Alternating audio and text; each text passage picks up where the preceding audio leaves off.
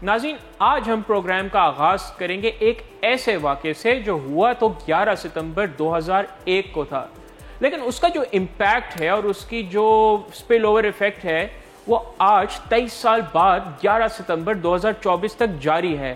ہم بات کرنے والے ہیں 9/11 کی۔ ہر سال 11 ستمبر کو گراؤنڈ زیرو پر ایک دل چھو لینے والا جملہ گونجتا ہے، میں آپ سے نہیں مل سکتا۔ جب تقریباً 3000 متاثرین کے نام پڑھے جاتے ہیں تو بہت سے پڑھنے والے ایسے نوجوان اور بچے ہوتے ہیں جو ان حملوں کے بعد پیدا ہوئے تھے، جنہوں نے ہمیشہ کے لیے قوم کو بدل دیا۔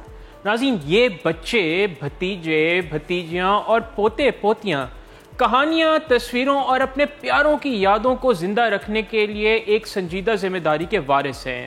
پچھلے سال 140 سے زیادہ پڑھنے والوں میں 28 نوجوان تھے اور اس سال بھی نئی نسلوں کی اس طرح کی شرکت دیکھنے کو ملے گی۔ ان میں سے کچھ پڑھنے والے ان متاثرین کے بچے ہیں جن کی شریک حیات حملوں کے وقت حاملہ تھی، جبکہ دیگر بھتیجے اور بھتیجیاں ہیں جو اپنے خاندان کے افراد کے بارے میں کہانیاں سنتے ہوئے بڑے ہوئے ہیں اور ان سے کبھی بھی نہیں ملے۔ اس سب کے پس منظر میں کینیڈا میں ایک مبینہ دہشت گرد کو بدھ کو گرفتار کیا گیا، جس پر آئیسس کی حمایت میں نیو یارک شہر میں ایک یہودی مرکز پر بڑے پیمانے پر فائرنگ کی سازش رچنے کا الزام ہے۔ محمد شاہزیب خان 20 سالہ ایک پاکستانی شہری ہے جو کینیڈا میں رہتا ہے اور شاہزیب جدون کے نام سے بھی جانا جاتا ہے۔ اس پر ایک نامزد غیر ملکی دہشت گرد تنظیم کو مالی مدد اور وسائل فراہم کرنے کی کوشش کا الزام عائد کیا جا رہا ہے۔ اگر اس پر یہ جرم ثابت ہوا تو اسے 20 سال کی قید کی سزا سنائی جا سکتی ہے۔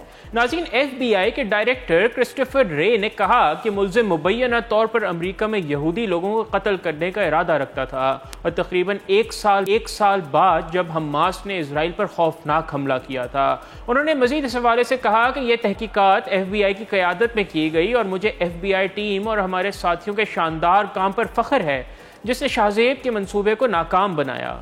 خان کو رائل کینیڈین پولیس نے نیو یارک کے صدرن ڈسٹرکٹ سے جاری کردہ دہشت گردی کی مالی معاونت کے وارنٹ پر گرفتار کیا۔ امریکی اٹارنی ڈیمین ولیمز نے ایک بیان میں کہا، جیسا کہ الزام ہے، خان نے یہودی لوگوں کو قتل کرنے اور آئیسس کی حمایت میں دہشت گردانہ حملہ کرنے کے لیے امریکہ جانے کی کوشش کی ہے۔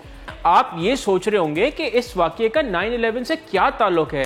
ناظرین، دراصل یہ واقعہ 9/11 کی اصل میراث ہے اور حقیقت یہ ہے کہ امریکہ نے 9/11 کا بدلہ لینے کی کوشش میں مزید دہشت گردوں کو پیدا کیا، جس کی وجہ سے اس نے 2 بڑے حملے کیے اور ہزاروں معصوم لوگوں کو مار دیا۔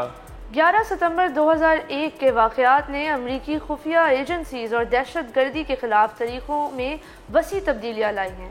وہ 2 بڑی جنگیں شروع کی ہیں اور امریکیوں کے روزمرہ کے روٹین کو کمپلیٹلی بدل دیا ہے۔ یہ ٹائم لائن ان 3 اہم سالوں کا احاطہ کرتی ہے جن کے اثرات آج بھی جاری ہیں۔ آئیے 9/11 کے بعد بش انتظامیہ کے کچھ متنازع اقدامات پر تفصیل سے بات کرتے ہیں۔ پہلا اقدام تھا CIA کے بلیک سائٹس قائم کرنا۔ یہ غیر ملکی ممالک میں خفیہ حراستی مراکز تھے جہاں دہشت گردی کے مشتبہ افراد کو عام قانونی تحفظات سے باہر رکھا جاتا تھا اور پوچھ گچھ کی جاتی تھی۔